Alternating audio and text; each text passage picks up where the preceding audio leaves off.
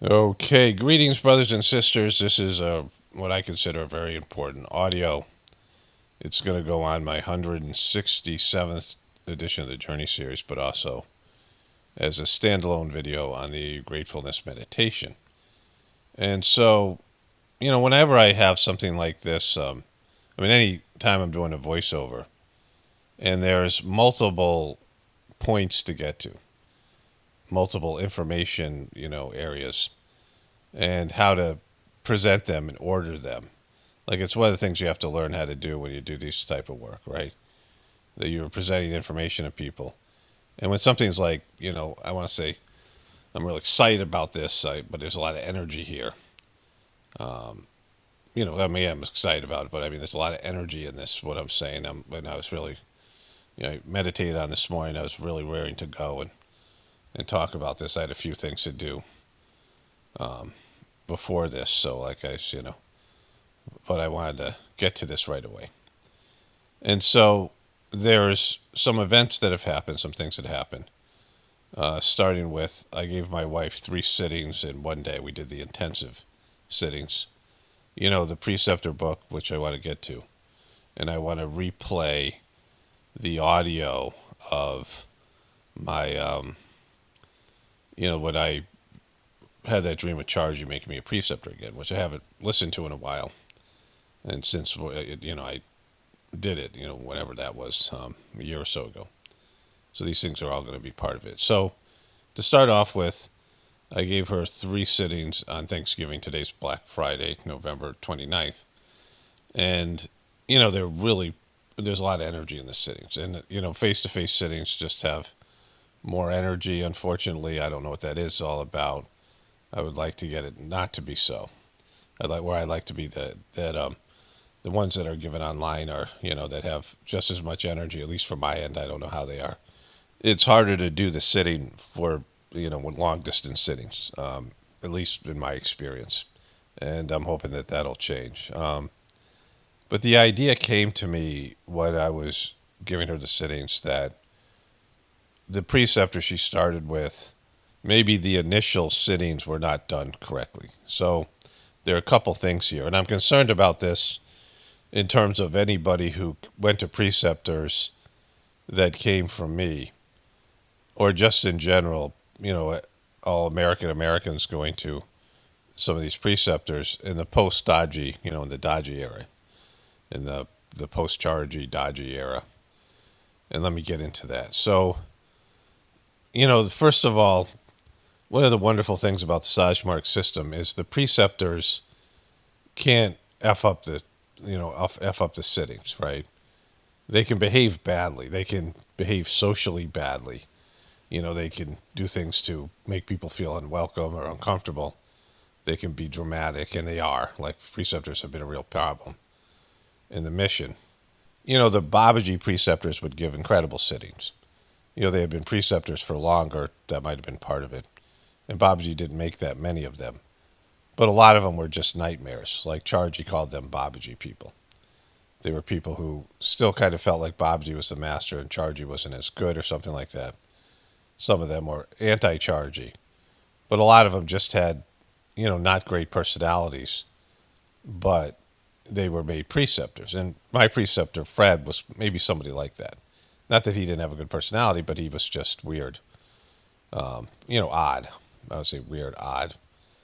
And he was great for me. Like, he was a great preceptor. I have nothing but great gratitude for him. No negativity from me, but he had issues with other people.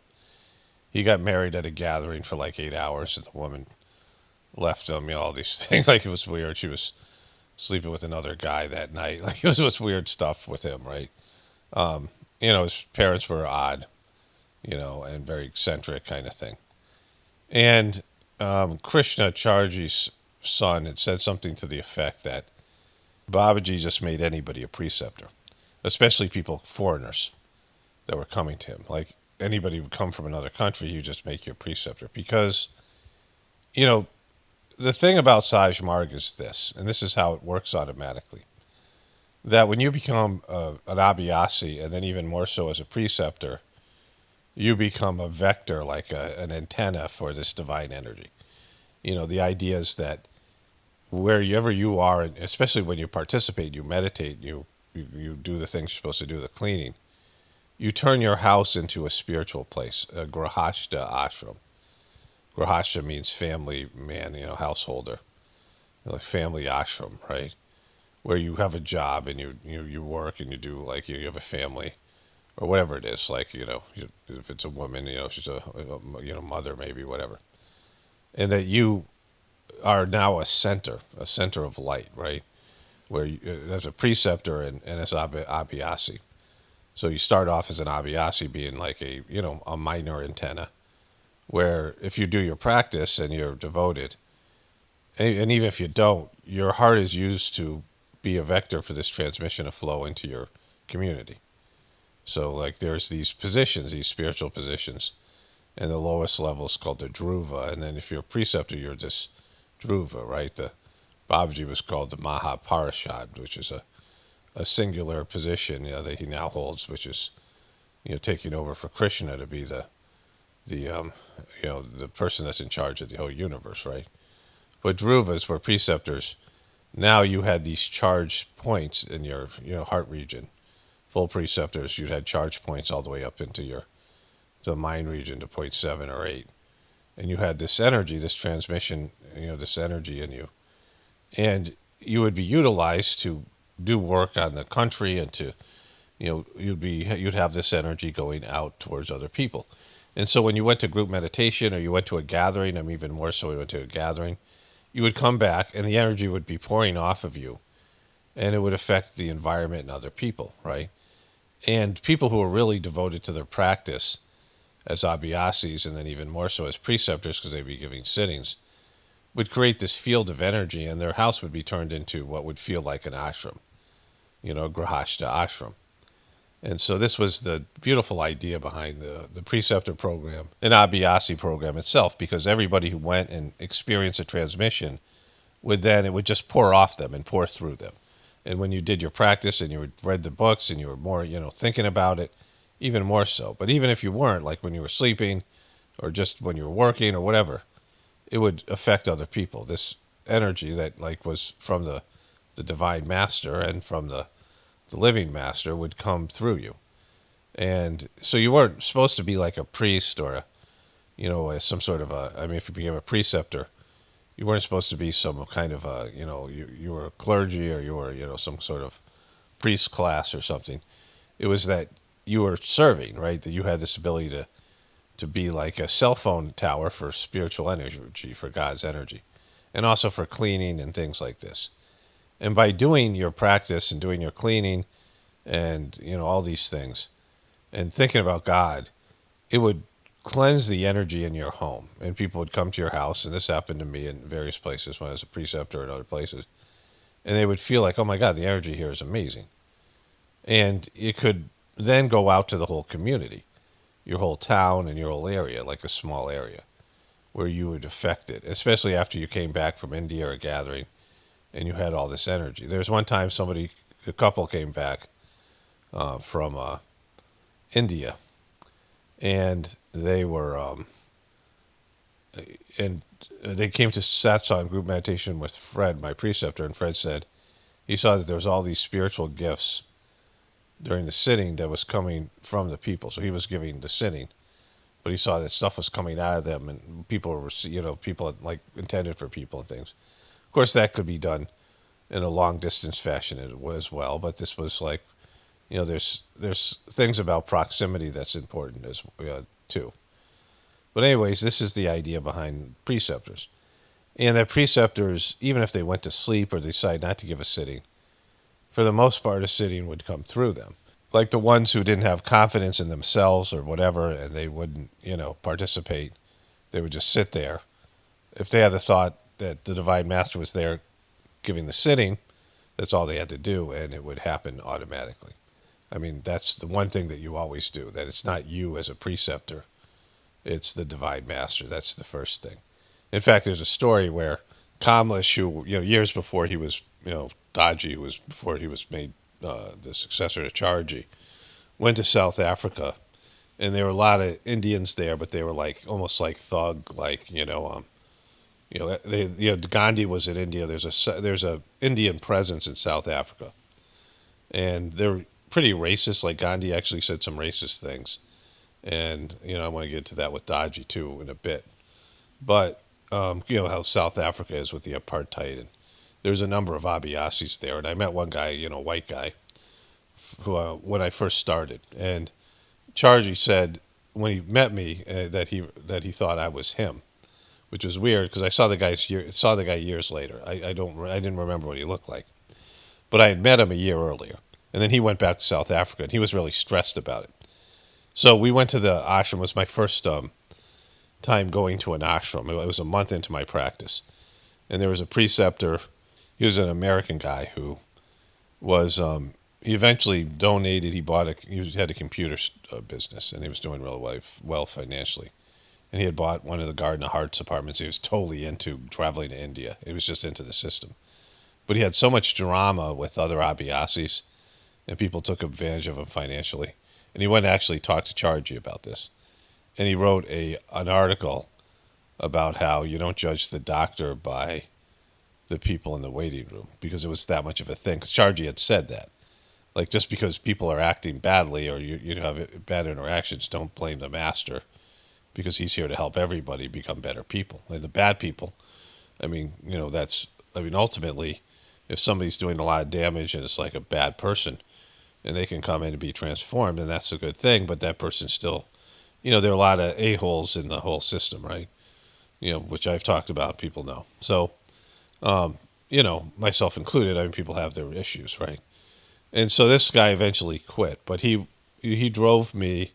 There was a senior preceptor, an older Babaji preceptor from Boston, who was a woman who was kind of relatively weird, but I know she's having some issues with Dodgy because I saw her comment or like some of the Dodgy Truthers videos. And she's one of the first preceptors, right? And she's a little bit odd, but I've had some interactions with her over the years, and she's a good person, just struggles, came from a tough situation with her family. And this guy was from South Africa, so four of us went together, and he was really worried about, he must have come down. They were from Boston. I think he was in Boston. He was returning to South Africa when it was a time, 1993, when it was dangerous and whatever, and he had been in America for a while. And then Chargy said that thing, "Oh, I thought you were this guy, right?" And I said, "Yeah, I know who that is," but I didn't say it because I was all nervous. When I met Chargy for the first time. But then I saw this guy years later. I'm like, "Oh, he looks nothing like me. Like, he does nothing." And so because I was always wondered, because I had forgotten what he looked like. I only had a brief interaction with him, right? But anyways, there's all this South Africa stuff. And they went, so Kamlesh and this guy who's a senior, Mr. K, the guy who got into it with the UN, went to group meditation, and there was no transmission. They're like horrible satsangs. And so they asked the preceptor, and this guy was kind of arrogant, and he said, "What do you do when you give a sitting?" And he says, they said, "Do you think you're doing it, or do you think the Divine Master is coming through doing it?" He said, "Well, I'm doing it." They go, "No, you're supposed to have the thought the Divine Master is doing." He goes, "No, that's not how I do it. I don't like it." So Kamlesh said, "All right, let's do the next group meditation. Let me sit off to the side, and I'll give a sitting thinking the master is doing it, and you give a sitting doing whatever you're doing. And we'll see, what happens." And the guy afterwards came and said, "You're totally right. The sitting was so much better." So that was a time when Kamlesh was good. He was somebody who, was effective in some way, right? But this idea that the master is coming through you is essential. And most preceptors get it. And even, despite the preceptor sometimes, where the preceptor is distracted or whatever, the sitting comes through. And also there is a divine hierarchy of divine beings that oversee the living master to make sure that the sittings are, that are, whatever happens is good for the Abhyasi, and that there's some safety, some guardrails going on where, preceptors that are, doing the wrong thing are, whatever, or they're not participating, or they have bad intentions that, whatever, like they're taking advantage of people or something, which has happened. Like, there's been people who they had to stop being preceptors or whatever. but there was some spiritual protection to the Abiasis because they were opening up their hearts to the preceptors, and it's important. And that's so the sittings would go through. But having said that, there are times where a preceptor has fallen asleep, and I have felt like the sitting wasn't as good, or the preceptor was distracted. One of those times was with Kamlesh. I was in India, and I was having issues with I felt there was some heaviness in my throat area. And, because I was having sore throats all the time. This is right before the YouTube channel took off. So there was work going on there. Oftentimes I felt pain in the throat while I was meditating. And then, I asked him for a sitting, and I got sick and didn't go. And he actually sent medication to me and whatever. And I'd heard, because we had this talk, it was when we had this talk about, he had criticized farming. And, at the end of it, I thought, well, if I ask him for a sitting, it'll be a positive, whatever. And he agreed to it, but I heard later he didn't give individual sittings. And we were sleeping below the meditation hall, which was great because of the breeze and the energy there was amazing. But I was supposed to get a sitting from him at 6:30 in the morning, and I went to bed early, and I woke up with stomach issues, and I had to go to the bathroom, and I was, throwing up and having, the whatever it is, right? And so, and I kept on having to go back. And at one point, my brother's ex-girlfriend was really pissed off at him and took us, 2:00 in the morning, she's talking about what a horrible person my brother is, and I'm weak and, whatever. At some point, I told my son, my kids got up or whatever. And I said, make sure my ex goes to tell Kamlesh I can't make it because I'm just too sick. I'm just, too weak to go. And he found out we were sleeping at the ashram. He arranged for us to go to the dorms because, the gathering was whatever. There's some open door rooms. And he sent somebody over with some antibiotics. And he said, will he take him, because he knew that I was more into, alternative health care. But I took them because they came, there are times I'll take antibiotics anyway, because I just have to. And I got better, and, we rescheduled the sitting. And I went to the sitting, and I didn't feel much of the sitting, and he fell asleep. He was snoring or whatever. And I was like, well, that sucks, because I thought something good could have happened here. And I glossed over it because whatever. But I didn't feel like he gave a sitting. And, he talked about sometimes that Babaji would test people and not transmit, and then ask them what they felt, and they would make shit up. And, and so, I know that's a thing for him. And so, I wonder what he feels like about these individual sittings, although he told people to get as many as they needed at one point. But anyway, so there's that part of it. And so it's a little unclear. The preceptor is, the best thing a preceptor can do is kind of try to work towards getting out of the way. But also the preceptor has things to do. And they can work on multiple levels. And I'm reading through the preceptor manual.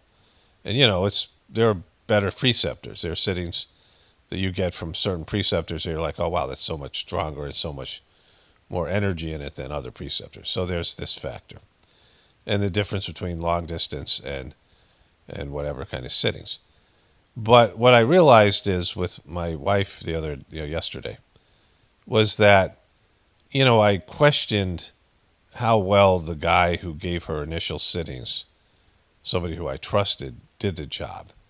And so, what happened was, and this speaks to everybody who went to a preceptor and said, I'm coming from Paul, or I heard it from Paul, or whatever. Or just in general Americans, because there's a prejudice towards America. This guy's an American. He's not from India, but he was one of the nicer guys in the mission.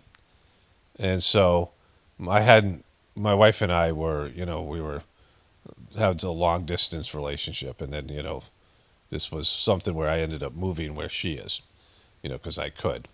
I can do this anywhere. And I contacted this preceptor on Facebook, who I'd known for years. And it was one of the guys I had, the best opinion of. He was a really nice guy, really great to talk to, fun, funny, and, just one of the gems of the mission. Probably my favorite American preceptor, Abhyasi. in terms of just being a like all around kind of good guy, just one of those good American, nice guys, right? Midwestern, and he, gave her initial sittings, and she went to an ashram, and she's supposed to stay with somebody that I knew, that was an Abhyasi when I was in New Mexico, and who is now a preceptor herself, and I had stayed at her house with my family when we were traveling to India. And she really liked my family. She's a kind of upbeat person. And my soon-to-be wife went to travel to the Dayton ashram and was going to stay with her, but something happened, because whatever it was. And I was wondering if it was something to do with me, because I had already experienced some prejudice. And I told people that if they went to the Dayton ashram, that don't talk about me, like don't say you heard of it from me or whatever. Like I was, like I didn't have any substantial proof back then, other than what I experienced when I came back in LA. But I knew there was some anti-me shit going on, right, from my ex. But I didn't think it would affect this guy because my ex didn't know him. Like, she didn't know him at all. Or his wife. Barely. Like, I knew both of them longer. The guy's wife is kind of an Oprah Winfrey liberal who, you can see it's a person with ambition, right? And so, I eventually came and lived with my, my now wife. And I was excited to go into group meditation. And my kids were now Abhyasis, and so there was potentially 4 of us that would go to group meditation, right? My wife and my 2 kids and me. But like the first one, my wife couldn't go and my kids, wherever. So I just thought I would go by myself. And I went by myself like 3 weeks. And they were going to have, one of Daji's books was dropping, and they were going to have a yoga seminar. Like they were going to have a booth at a new age kind of yoga thing, which they did every year. Like they had a booth there, and there's nobody there. So these are people who are preceptors for 20 years, 30 years, like whatever it is, maybe even longer, 30 years, long time preceptors. And there's like 3 or 4 preceptors and like 10 people at group meditation. Like just, it's not even a satsang. Like there's so many of these little, in a pretty big city, a city over 1 million people. They're not even to generate, and most of them are Indians, like maybe a few non-Indian people. But they've been doing this forever, and they have nobody there, right? Like this is, a condemnation of their work. Like after that, there should be hundreds of people, so, but I go there, and I'm psyched to be a part of a center, because I haven't had a preceptor now since we came back to America, and it's like 2 years. And I haven't received face-to-face sittings and these things. And so I say, like maybe we can work towards getting individual sittings. The guy says hi to me, friendly, but not really. And the woman says, his wife says hi, and I felt a little bit of something, but maybe, I was like, whatever, maybe it's nothing. And I said, well, maybe we can work to get an individual sitting. And they didn't respond in a way. Again, they only got 10, 12 people, and I'm a long time Abhyasi.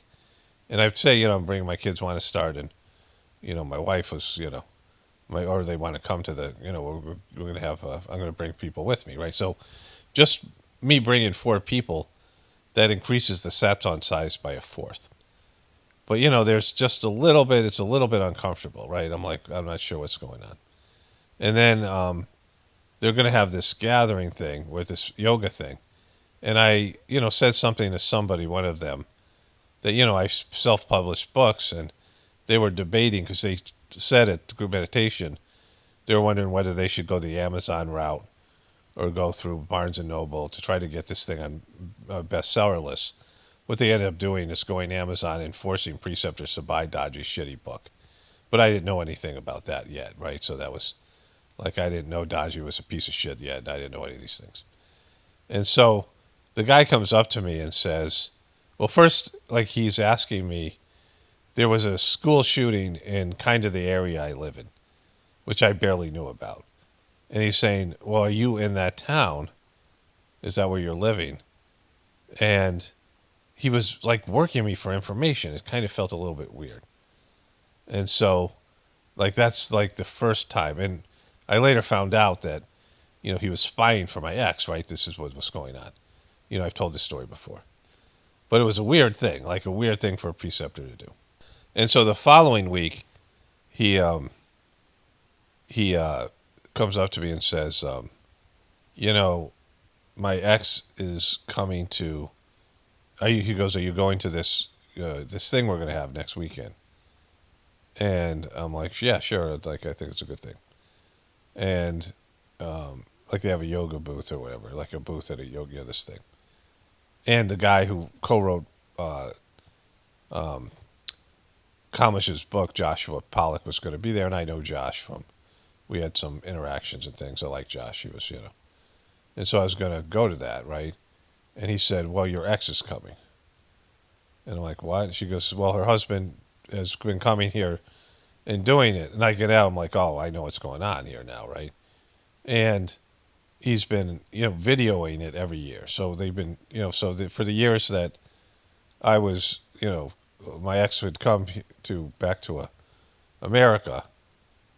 They had been coming for a couple of years, and later on, I found out she considered that her center, even though her and her husband had been made preceptors, and they should have had a center of their own in the place they live. They live 4 hours away from this family, right? So, and my ex doesn't travel well; like she can't even be in a car, never mind drive. But they were going to come, and they had come for years. Like she couldn't get in the car and pick up my son. Like her husband had to come and get my son or whatever. They wanted me to drive halfway, or my kids when both of them were going. They wanted to put my son on a bus when my daughter decided not to see her anymore because she was just over her. But the whole thing was, she was coming to this thing that they were doing, and the guy was clearly saying it to me because he didn't want me to come. Like he was saying, hinting, like saying it in every possible way that I wasn't welcome. Like it was just obvious. Now that's a fucked up thing to do. Like despite people's personal issues, but I had known this guy for years. Like he was one of the first people I talked to or met, and whether he, liked me or not, whatever his opinion of me, we got along fine. And I had some conversations with his wife, and my ex knew them through me. Like they had never really interacted, and all of a sudden they're besties, right? Like, and I could tell that they had a whatever it was, and I realized when he was working me for information because that's when my ex figured out because I didn't want to tell her where I lived, and I've talked about this before, for all these reasons, and they were good ones, and my kids agreed with it. My kids got pissed at her because she tried to figure out where I was living. And so she couldn't drive out and see the kids anyway, and there's no reason for her to know. And my kids didn't want her to know either because she had sort of stalked us when we were in Utah or whatever. Like it was weird when we got back to America and we were in Vegas and Utah. That's where we lived. We first our landing spot, and so the whole thing was like just completely fucked up, right? And so later on, this guy who I had known a little bit, he was selling survival food. And he contacted me. He was watching my videos. And he had been an Abiasi with this couple. And he had been good friends with the guy because they were both small business owners. And they used to go and have like lunches together. They had they were socially friends. And he lived in a town like maybe an hour or so away, but he used to come regularly. Like there was preceptors in the town in the city he lived in. But sometimes he'd come down and see this couple, right? And this the guy, and there's a bigger center there. And at some point, he got to talk to Chargy, and he was, he ended up voting for Trump. This is Chargy died in 2015, but he was, becoming more of a conservative person, and there's a lot of liberals, and so he went to see Chargy, and Chargy told him all the things that are happening now with the whole gender thing and all this stuff. He said this is what's going to happen. And he was going to send me his notes. He hasn't done it yet, but I haven't talked to him in a while. But anyways, he was stunned about what Chargy said to him. And when he went to this group meditation with this couple, they kicked him out of Satsang because he asked Chargy these questions. Like they told him he wasn't welcome. And also the guy, when he went out to lunch with the husband who lectured him about Chargy, gave these, very conservative opinions about gay marriage and some of these other things. Some of this liberal stuff that was happening. So this is 2000, probably, 8 or 9, I don't even know. Chargy died in 2014. I don't know if this guy went to India and saw Chargy. I don't know what the time frame is, but Chargy started to give these talks that have now been erased that were very conservative. Like, the Indians themselves are usually conservative. Many of them vote Republican. Like, you'll see that, like, Bobby Jindal and some of these, these Indian, now American Indians who grew up from the Indian culture. Of course, that guy, whoever his name is, the Vivek Ramaswamy and Nikki Haley, right? And there was a guy, Mr. K, the guy I had issues with. He voted for, he was in Texas, he voted for George W. Bush, and people were like, all the liberals were like, how could you vote for him? Like this kind of thing. Chargy had said mixed things about Clinton. I remember that. Like he had said that doomsday was prevented because Clinton got elected or something like that because George W. Bush was going to push for something, right? Which we now know because George, he was Herbert Walker Bush. There's always there was original wars in the Middle East, but some of the stuff that was pushed back, but like Chargy just knew this on a level that other people didn't. But he also said about Clinton, like Clinton's there giving a speech like he's, like he's king or something. He's king of the apes, beating his chest. So there was, he had said things, he was, but the whole thing was that everything I said about preceptors and Abhyasis changing the environment, that's, what we do. It's not, we don't change things for being politicians. There's a young Indian girl that said she wanted to get into politics, and Chargy said, no, it's horrible. It'll suck you dry, turn you into a bad person. You can change the world through the system that we're doing. This is the Sahaj Marg system is here to change the world on a spiritual level that politics is not a part of. And so politics was never supposed to be a part of anything. And your personal issues, if you were Hindu and Muslims came to you, you were supposed to put aside any of these prejudices because you were supposed to look at the person's soul. And you guys were all there for soul benefit, right? Not because of the demographics you were in, right? There, whatever the people were, right? There was, lesbian couple that used to come to group meditation. Whatever people were and what they believed in, you didn't get into it. Chargy and Babaji didn't ask people what they did for work. Like they didn't care about your, whatever you're going on in your life. They just cared about helping you to connect to God. Like that was what the system was supposed to be about. Like there was no judging people for their beliefs or who they were as people, right? Just focus on the big picture. This is a big fit picture, long game type situation that we're here transforming the world through doing our spiritual practice. And these, the stuff I say about politics doesn't matter. It's just a goof. It's just a, it's a ruse. It's a, scam. It's a distraction. And so, which most of you guys kind of know, like it's obvious and it should be, but it wasn't to these preceptors. And so the guy says to him, he starts saying things contradicting Chargy's stuff on gay marriage and some of these other things that he said. And he starts mansplaining to this guy, what liberal point of view about all this stuff, right? This is 2000, 9, 10, whatever it is, right? Some years before, Chargy died. But Chargy's still alive, and he's disagreeing with Chargy and ostracizing a person, which you can't do. You can't kick somebody out of a group meditation because of what they believe, because he asked Chargy questions, and you don't like the answers Chargy gave, and he was telling people about it, and whatever, right? Like, so this is just them being like liberal pieces of shit and just completely wrong and being unspiritual. But the fact that they excluded this guy, and he's telling me about this now, when I went through a similar process, and then this guy went to the Dayton ashram, and he said my ex and her new husband were being celebrated like celebrities. And I'm like, what, for abandoning her family and, demeaning me, and, I was dealing with the problem that was left behind by myself, like all these things, and the nightmare it was to be married to her and all that shit. And, like they're treating them like they're celebrities. But this guy, her husband, had quit, and I think he didn't like Chargy. Like, I think he was a Babaji person, and he knew my ex years and years and years ago when she first started. And then he quit, I think, over some charge he did, and then he came back in, and Daji was treating him like he was a celebrity, because Daji was, that's like something where he was like, oh, they probably shit all over Chargy, right? And so this guy told me about all the stuff that was going on in the ashram, and how all these liberals were freaking out that Trump had been elected. they were freaking out. Like in 2015 and all that, 16, he went to the Dayton ashram and all these liberals and all these people and the whole thing.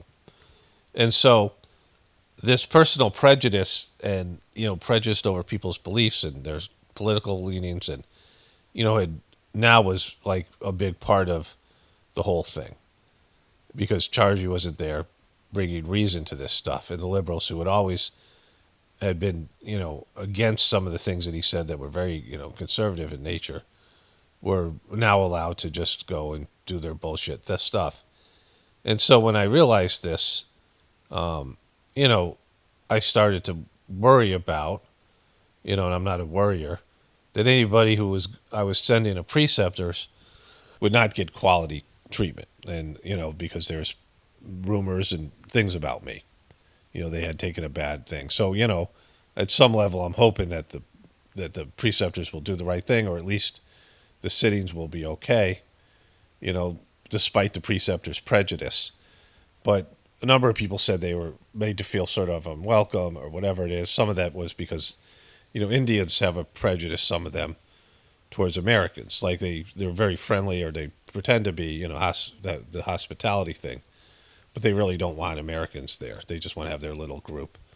And they're not engaging with the American. They live in America, but they're living lives where everything's Indian. Like all their social circle is Indian. They're not very closed group, right? And specific to the type of Indians, caste prejudice exists in America, and North Indian versus South Indian, all these types of things, right? And I had an interaction with Daji, or my family did, when he was becoming master, and he said something that made me think he was prejudiced against black people. And it's a very subtle thing.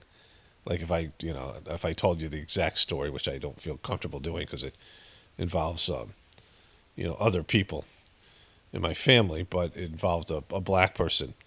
And he didn't say anything overtly, but as things unfolded, too, now I'm pretty sure that he's prejudiced against black people. And I know he has a prejudice against Muslims because he said a number of things, and he joined the RSS, right? And Babaji and Lalaji lived in North India near Muslim people. And Lalaji learned things from Muslims, from Sufis. With Sufism is a very spiritual aspect of the Muslim religion. Like, there's those wonderful whirling dervishes that I don't consider spiritual, like, Sahaj Marg, but just watching them do their thing, it's mesmerizing, right? When they do those dances they do. I mean, it's one of the, more just, it's sublime. But that's not what I'm talking about. Sufism, there's some level of the transmission. It's not the same as Sahaj Marg, which the transmission has been perfected, the Pranhuiti, but it is, like, similar. And so they have that in their, thing, whatever it was. And Lalaji learned some of that stuff from them. And so there's a Muslim connection, like both Lalaji and Babaji were Hindu. But, they wore Muslim hats, and they were from northern India, and there are a lot of Muslims up there. And so, Muslim people are part of the thing, just like Christians are, and Jewish people, and, Buddhists, and anybody. Anybody who comes from a religion is welcome to Sahaj Marg, right?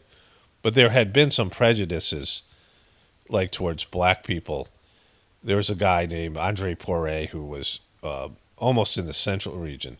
He was in the central region, but he was at point 12, and he was only 1 point away from going to the final spiritual point. And Babaji and Charji went to France, and there's a guy who was a lawyer from Madagascar, a black guy, and the French guy didn't want the guy coming to group meditation. They were not going to let the guy come based on his race. And Babaji and Charji were like dumbfounded, right? And French people are supposed to be, but they have some issues with Muslims now. Over there, there's a lot of prejudice, a lot of, racism. But this was way back in the 70s, right? And these were these liberal hippies. And this guy wasn't, he didn't want this black guy coming to group meditation. And Babaji was very upset. But later on, some guy from Madagascar, I guess Madagascar is a French island or something, or has a connection to France. But he was the first guy to buy my book when Charji sort of blessed it, my book, The Choice. And I was talking to him, and I asked him about that guy, that was in Charji's diaries. And he said that guy, in Madagascar, they call a lawyer, a master. And so this guy was the head preceptor, and everyone was calling him master, and he started thinking of himself as the master, right? I mean, it's just, with these preceptors, oftentimes they're good abiasis, and you could say the same thing happened with Daji as master. But you have these samskaras that are just waiting for you to have power or money. You see this with people, good people who are just great, nice people. And they get a position, a political position, or they get a something, right? They become famous or something happens, and they turn into a piece of shit, right? Because they have these samskaras that aren't, they can't be activated when they're just normal people. But they get some money power, they get they become bosses, and they get whatever position it is. And this is something I'm very conscious of myself. Like, could easily happen to me with the Gratefulness meditation, but I just don't seem to have it, which is good. I have more the opposite, where I kind of feel put upon, which isn't great, but at least, like, I don't feel like I'm something special because there's now no sort of authority, right?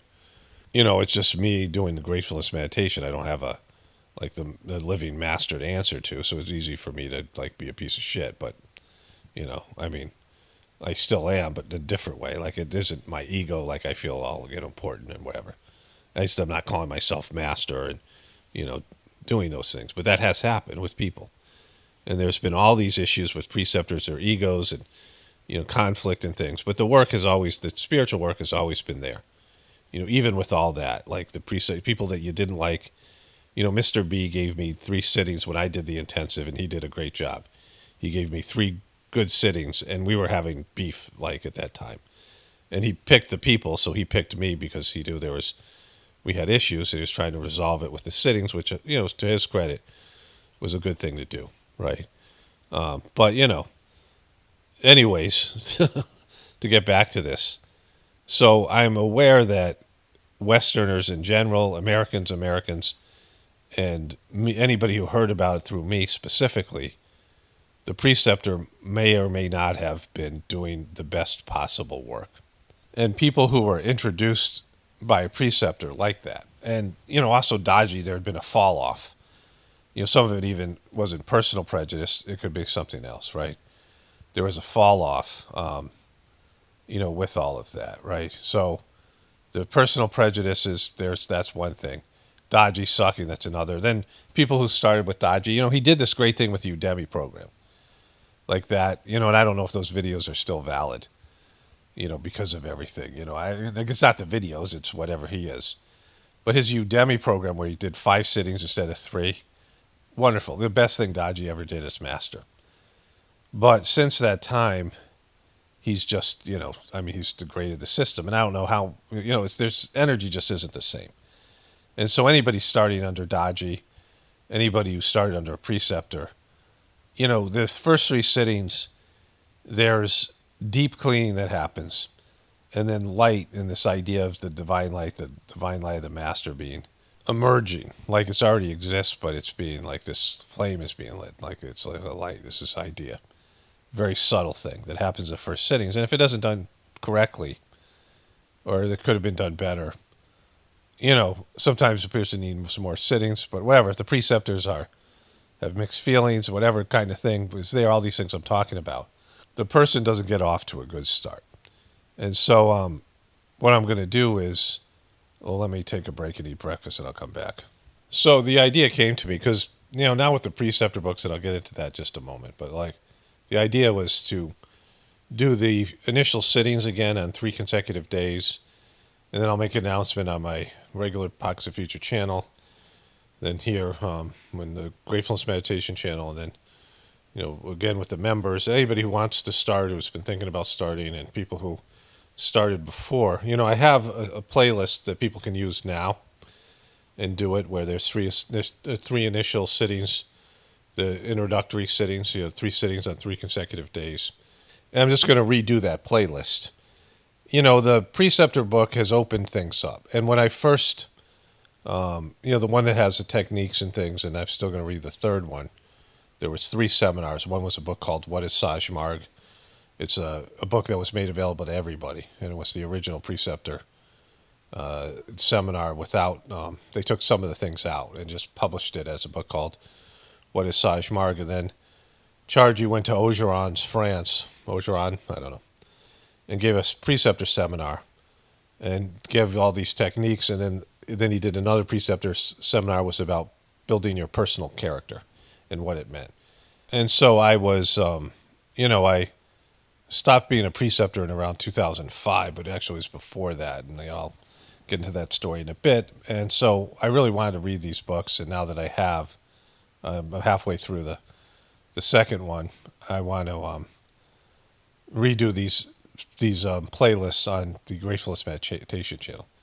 Not that the sittings aren't good now, but I'm in a better place with it, right?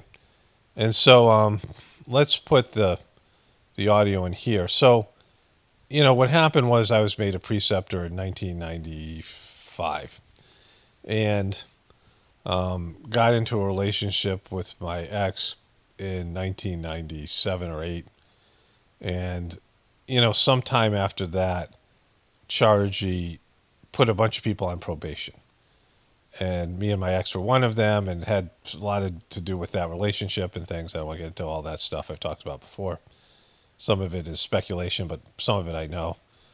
And then, there was conflict there with her ex and all this stuff. Drama and whatever happened.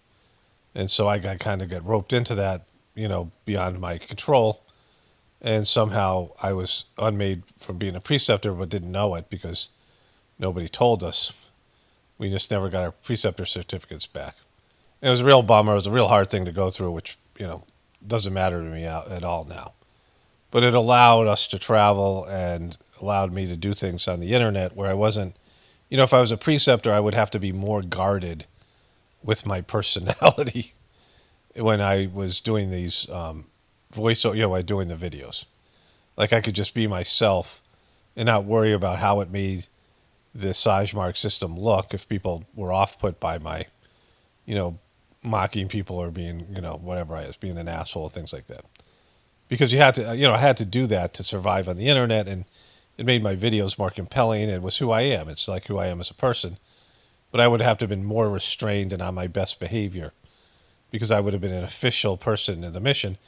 And, I just have not been in a situation where I feel like that I would be able to do the preceptor work on top of everything else I'm doing. Like just all the stress we went through. It'd be hard for me to be a quality preceptor with all the things that happened in my family. And so I realized it was for the best. And I could have asked Chargy to make me a preceptor again, but I didn't think that was possible. Like I didn't think I would be able to do the work, right? So when I returned to America in 2016, I moved near Vegas, basically in Vegas. And there was three to five existing Abhyasis. A preceptor used to come out there regularly. People who were doing the meditation. One person I told about it. And there was about 8 or so people that I could have brought in, including my family and this woman I was dating, when I first got there.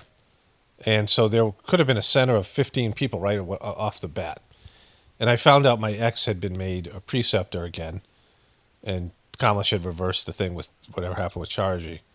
And her husband had been, and he had quit for a while, like he was a quitter, like he left and came back, and Daji made him a preceptor.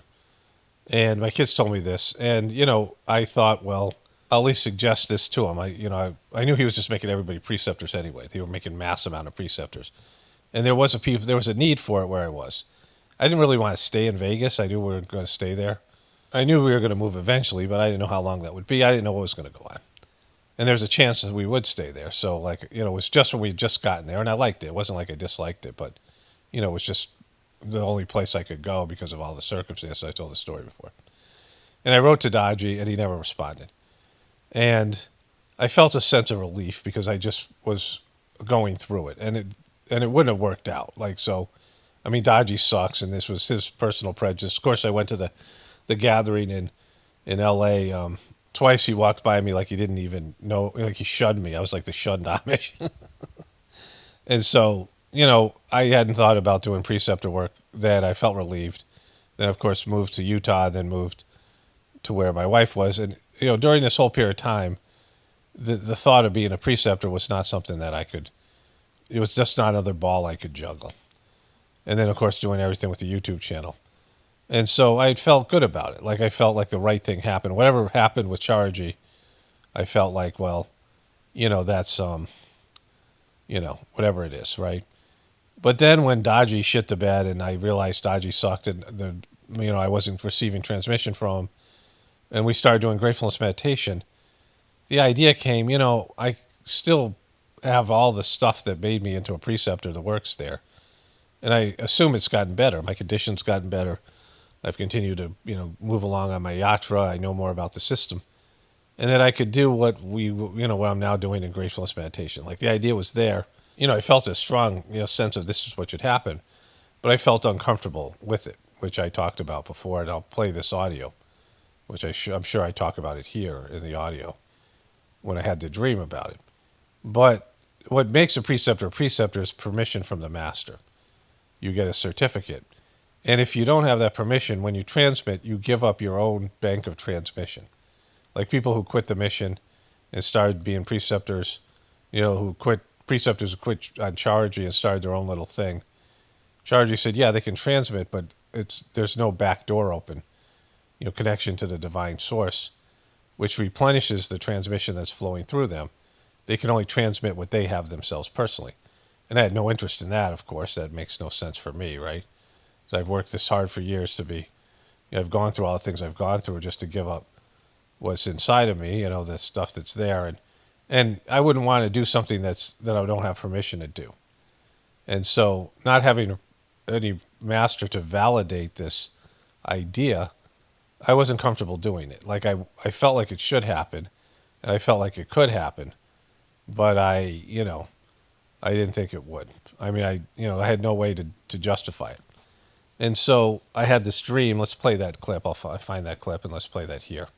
I documented this in a Journey series video and somewhere else, and I saved the clip somewhere special. Let me go find it, and I kind of know where it is. I have a Preceptor folder. And let me play the clip here. And to keep it going, and hopefully it can, at least we're doing that in gratefulness. Like the energy's still flowing here with us and, through anybody who wants to connect directly. Do Sahaj Marg the way it was done when Chargy was the master, Babaji was in these things. But, we'll see what happens with all that. Like the story has taken a vicious turn. The story of Sahaj Marg has taken an unexpected turn for most of us. And it's just how dopey they are, like how stupid they are, like the stupidity of what they're doing. And, that part's kind of mind-blowing, but, given everything else that's happened in the world, it's par for the course. All right, I'm going to stop here, and I'll continue on as the, days go by. Greetings, brothers and sisters. So this is a continuation of the, I don't know why I did the greetings thing, because it's first thing in the morning. It's a continuation of the 107th version of the edition of the Journey series. So I had an epic dream last night, and I had some other stuff I was going to talk about in terms of Abhyasi's bailing on Dodgy, more confirmation about that. But I didn't get a chance to do that last night, so I'll cover that in a moment. And so one of the things I like or love about gratefulness is that it's a preceptorless and masterless system. I don't, love the masterless part, but the preceptorless part, I've talked about that in the past. And the transmission's flowing without any like, I don't know, human host. At least apparently it's flowing from the source without any, needing a human, whatever the master has represented in the past, that position of being the main conduit for the transmission of flow. And I don't know if it's for sure that way. I just know the transmission is flowing in gratefulness without, as far as I know, a person or a soul that's, human, like a living human being giving the transmission. And in the past, in the Whispers of the Brighter World messages, Babaji had said to the medium that there was some work that they couldn't do from the Brighter World, that some of the work that was being done on her very extensive work, spiritual work, was done on this woman, where there was these souls focusing on her and these things. There was like a 3 or 4 month period where a soul, I don't remember what it was called.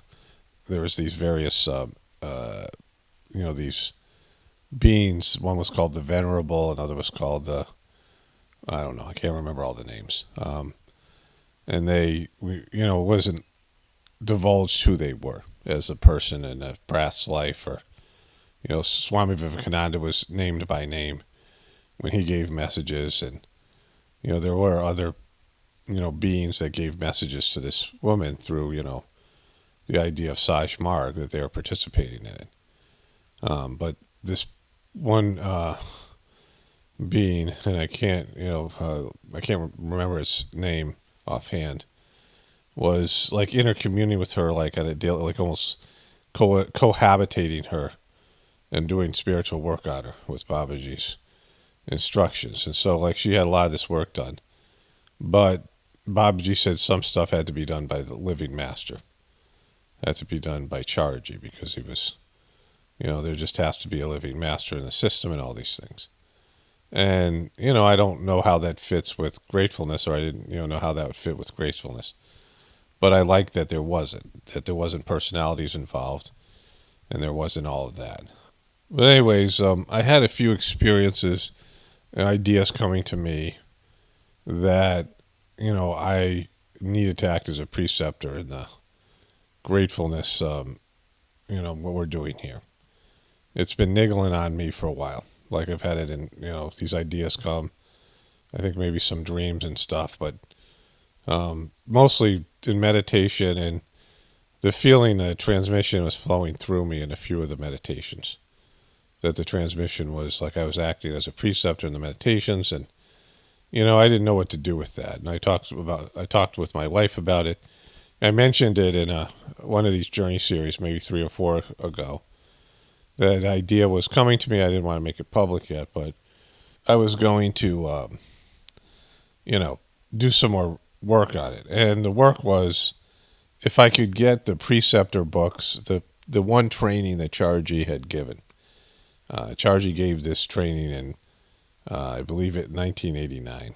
And it was, a series of 7 audio cassettes that I used to possess, and a book which I used to own that I never got back from my ex when she had all this stuff in storage.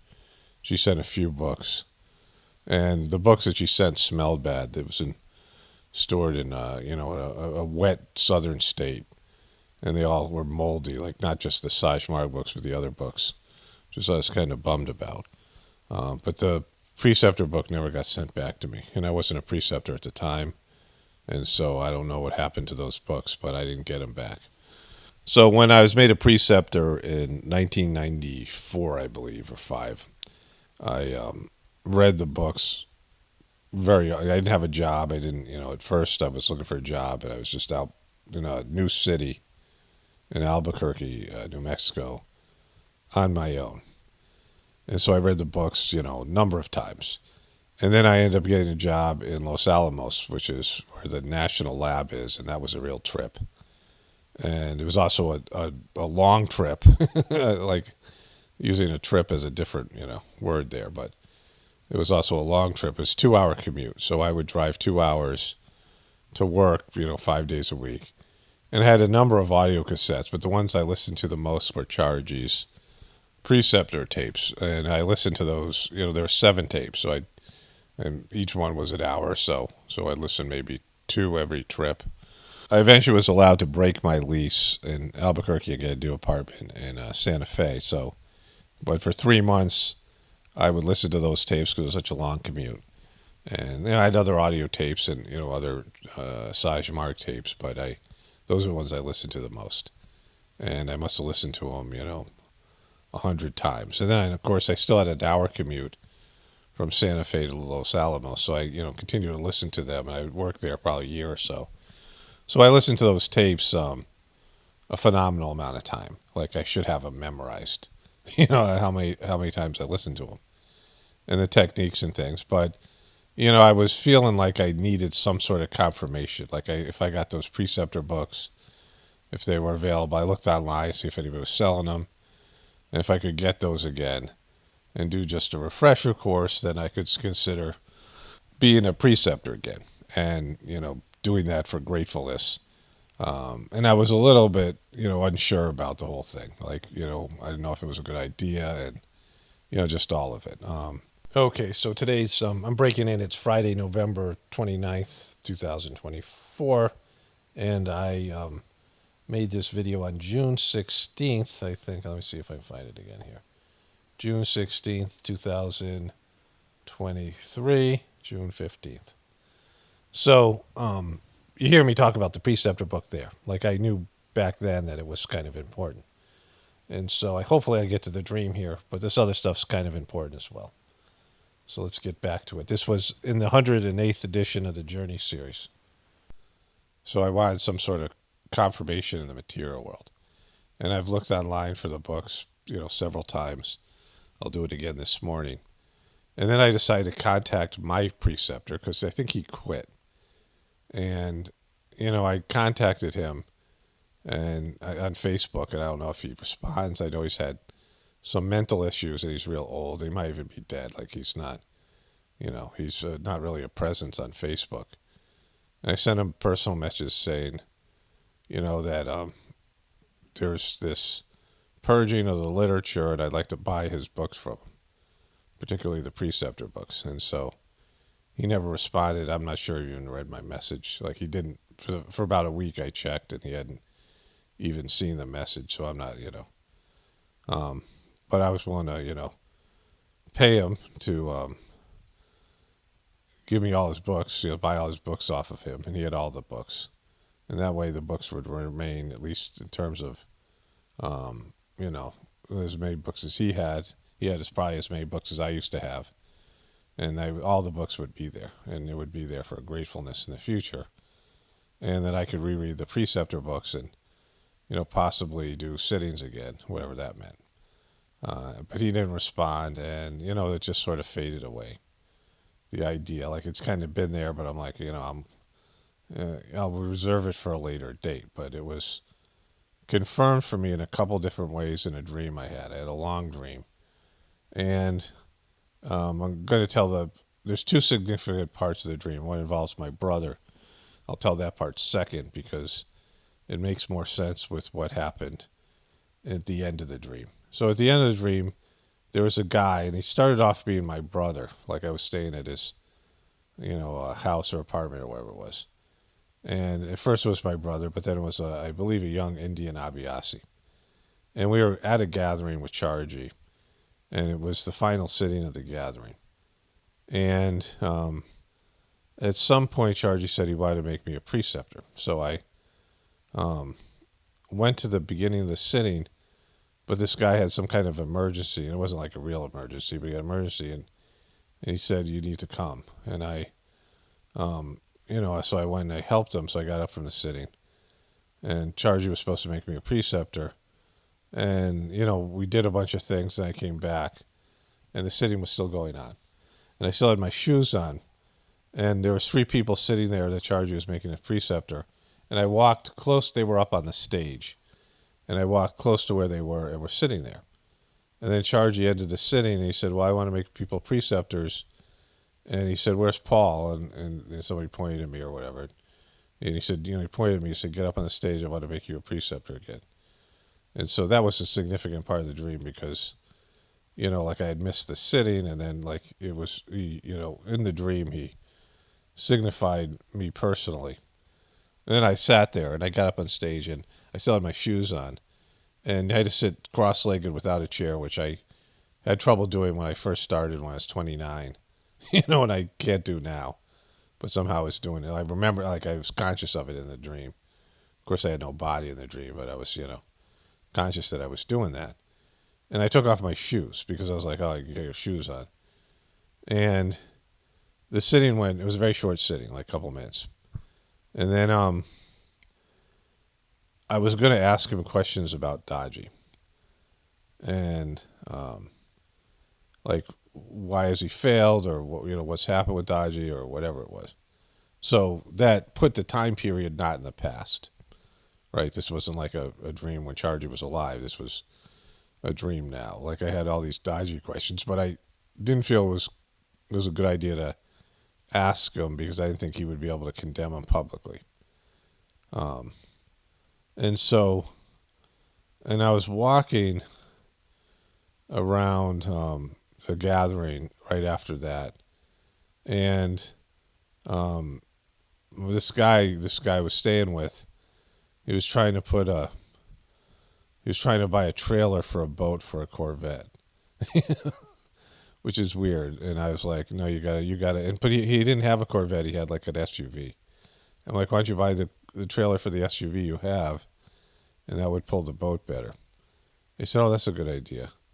And then as I walked away, the idea came to me that, all of a sudden, like I had a vision that I was at a gathering with Dodgy, and we were both giving sittings. Like we were both giving the sittings at the gathering. And people came up to me and said, there's no transmission when Dodgy gives a sitting. Why is that? And I said, well, he's fallen. And so that had happened before, where Chargy, who was the legitimate master left by Babaji, had to go to gatherings at Babaji's ashram in Shah Jahanpur that was built by his house, that was now being run by his sons. And they were having a gathering, and Chargy would give a sitting, and most of the people would come and meditate, and then this other guy would give a sitting, and nobody was there, and there was like no transmission, and people could note the difference. And so, like, that was interesting. So that happened in the dream. And at the end of the dream, like, it was a weird ending where, and I'm not really sure what this means, and maybe it'll come to me later. But there was I don't know if I was pushing something with a cooler or something on it, but a bunch of water spilled by the kitchen.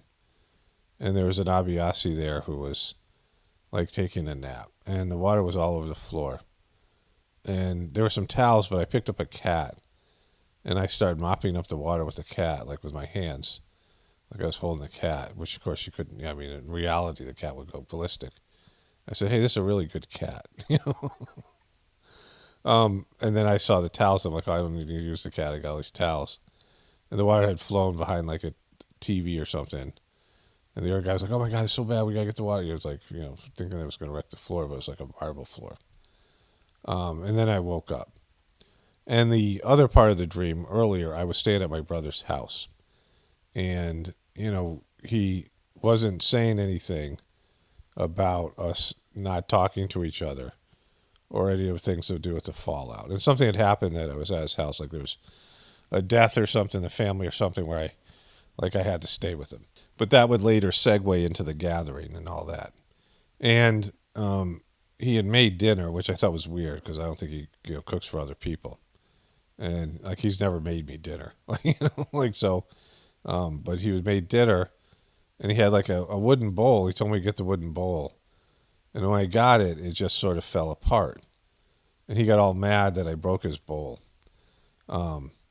which is kind of weird in itself. But I didn't break a bowl. It was like there was stuff in it, like meatballs. He's a vegetarian. Like I stopped being a vegetarian years ago, but I was a vegetarian for 18 years when I did the Sahaj Marg system. I first started doing it. And then, just for health reasons and the family, it fell off, and it hasn't really affected me. But I think it would have in the beginning. Like it helps, being a vegetarian is more subtle. It helps people become more subtle when they do, and helps people to be more sensitive and feel the meditation. But just for health reasons and other reasons, I've, eaten. But anyway, so there was meatballs of some kind. I was wondering if they were real meatballs or some kind of fake vegetarian meatballs. And the thing, fell apart.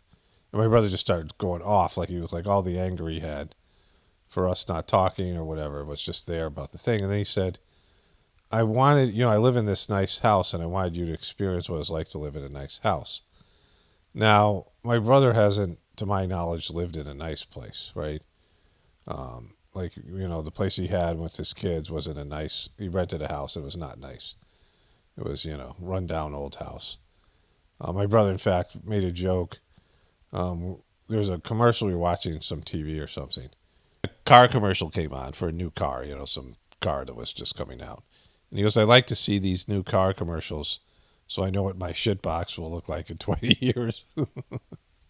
Which is a real funny joke because he had, all these old broken down cars long past their prime. But he, has never owned a house. And, when he left his wife, that was a big thing that she was pissed about. Like she didn't get to, keep the house because there was none or whatever. He left his wife for another woman, all these things. Very controversial and stressful thing in the family, divided his family and, things like this. And she later died from cancer, which was a whole thing. But where I'm living now is a much nicer house than my brother. So I was thinking about it after I had the second part of the dream, right? When I woke up, I'm like, what was significant about that? Well, my brother has lived in an ashram for a long time. Like that's, and it's a broken down ashram too. Like, it's the infrastructure. And my sister said that they're closing it. They're shutting it down. He has to go somewhere else. And they're looking for another assignment for him. So he's, he's waiting for Dodgy to, I don't know where he's living now or what his thing is. Okay, so I'm listening to the dream again today. It's Friday, November 29th. I'm editing. The Belize is where he's now. If you've been listening to my Journey series, but he just had messaged me so many years later. I'm surprised I'm saying some of the same things in this audio. Like I kind of remember maybe reaching out to Fred when this first happened, about the Preceptor books and some of the things. But then again, that came back around and reached out to his ex-wife, and that eventually got the books, which, of course, I'm talking about here. But it's interesting because he's now in Belize, and, of course, Belize is a place where, I don't want to say that I know that much about it because I don't. But there's a movie about that guy, John McAfee, who did McAfee Antivirus, who supposedly had all this governmental information. He killed his neighbor, and he was living in Belize, and people go there. It's like a place where they might launder money or something like, stuff like that. And so I don't know why he's there, of all places.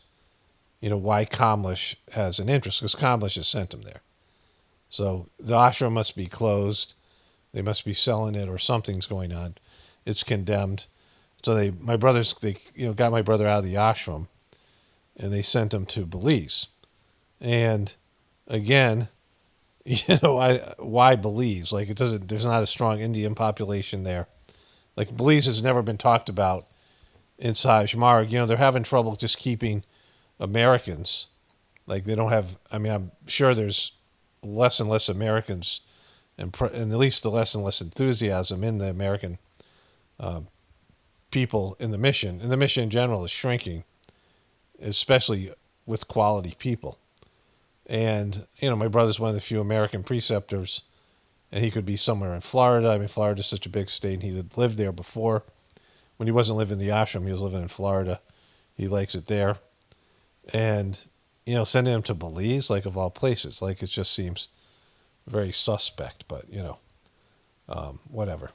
Okay, so we're getting some post-Thanksgiving Day snow, Black Friday snow here. And my wife and I went for a walk. It was windy, really cold. Must be in the 20s. I don't know. Brutal. Like it just became really wintry last night. And I ate lunch. And so I was listening to more of what I was saying here, and I had to cut a bunch out. And I'm like, geez, I don't know how people listen to this guy. I was just, kind of rambling. I could see where people get off, but by, whatever. But, some people, people like it. You guys who like it, like it.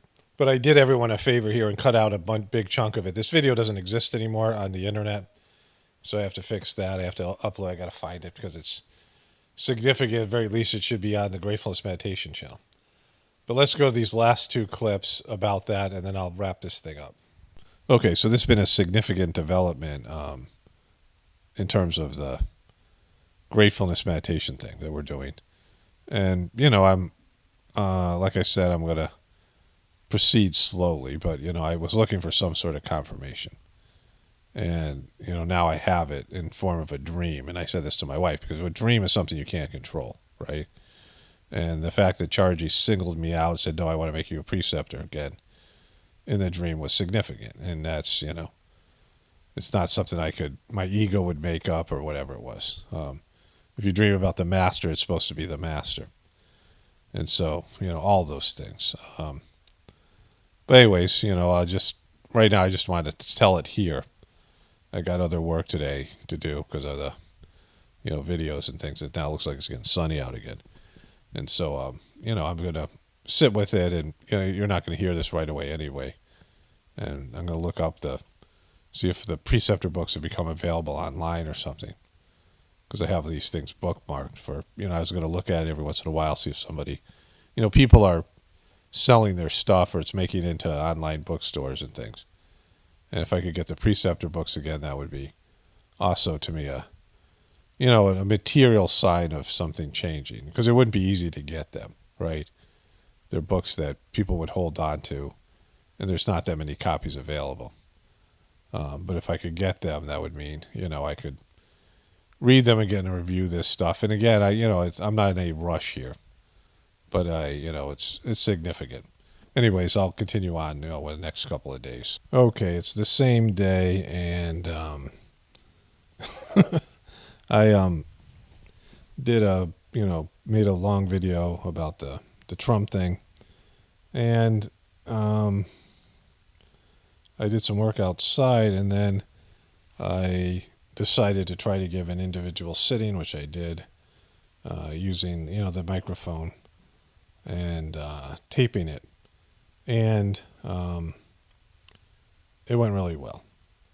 I made a video about it. I could feel the sitting right off the bat. The cleaning happened right away. Went into the reading a condition and then the cleaning part. And then the transmission flowed and I went out. Like I literally, went into samadhi, which hasn't happened in I don't know how long. Like I haven't gone to samadhi in I can't remember when.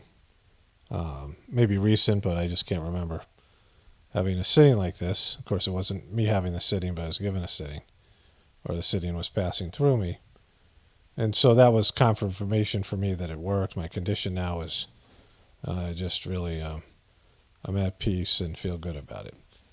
And so to add to that, a few other things, had these thoughts when I was working outside that when I was made a preceptor by Charji and then he took back permission to be a preceptor, it was important that the dream that I had included him, that I was given permission that he made me a preceptor again in the dream. It's been said that if you dream about the master, it's the master in your dreams.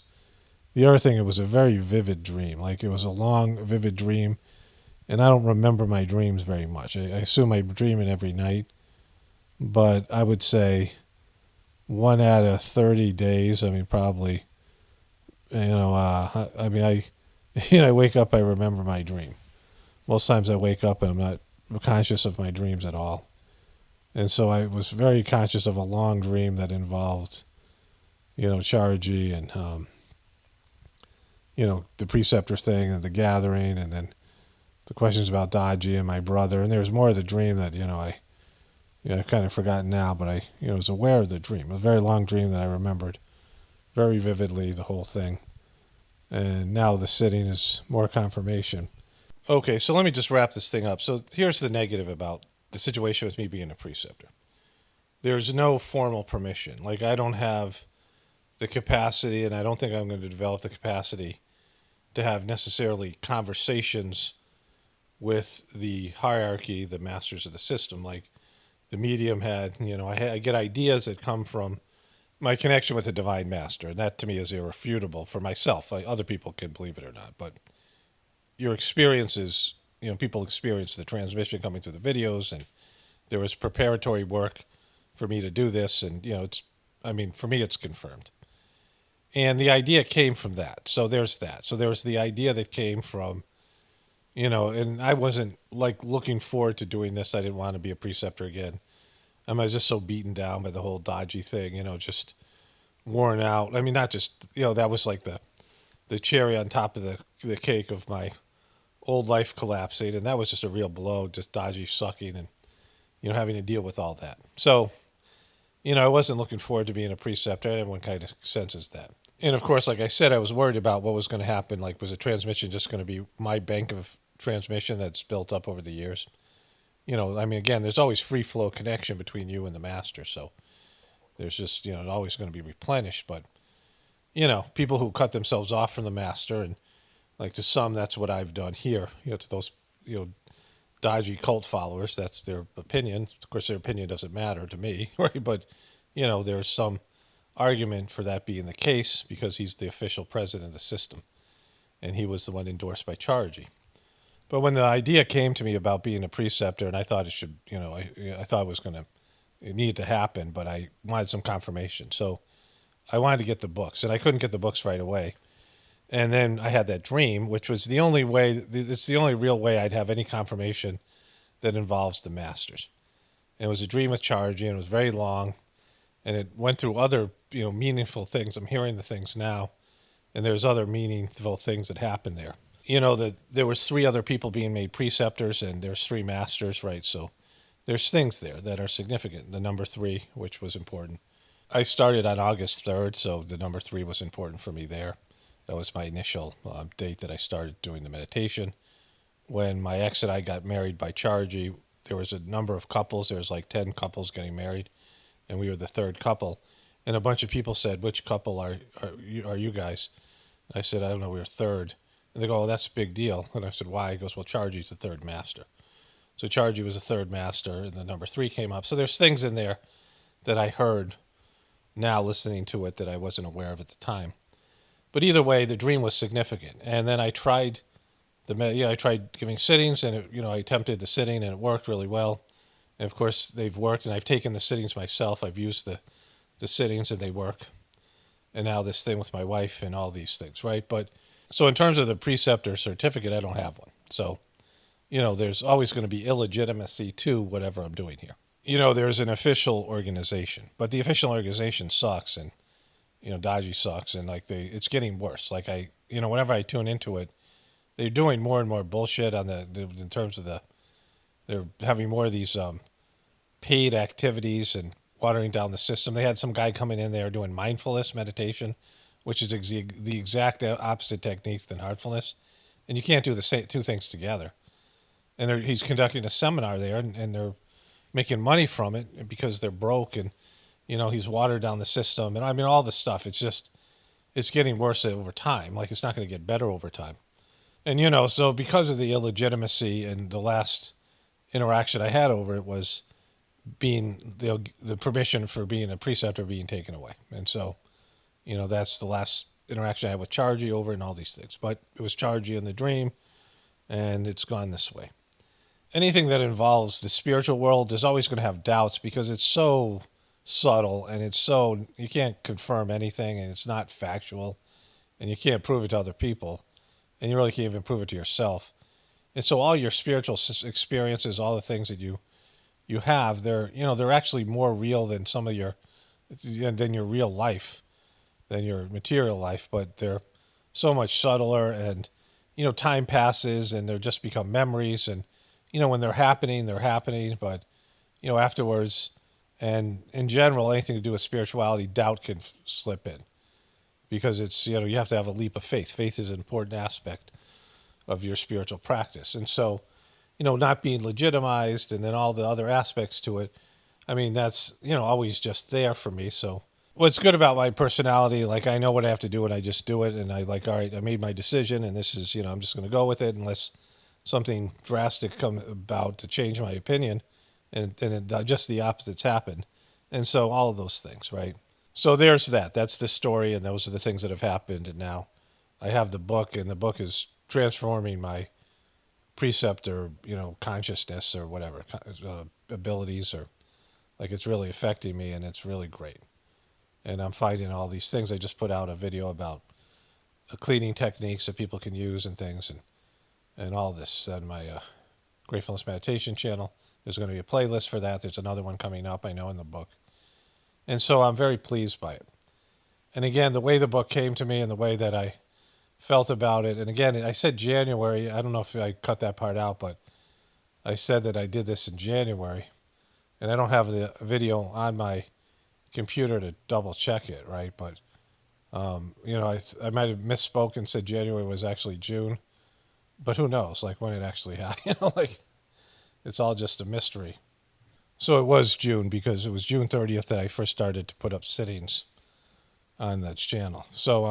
But anyways, because of all of these things that I've just said, this big long, all the different points I've brought up in this video, I have questions, in terms of how well people were started, because of all the things to do with the preceptors, the prejudice against me, the lack of energy from Dodgy, all these things, that people were given proper introductory sittings.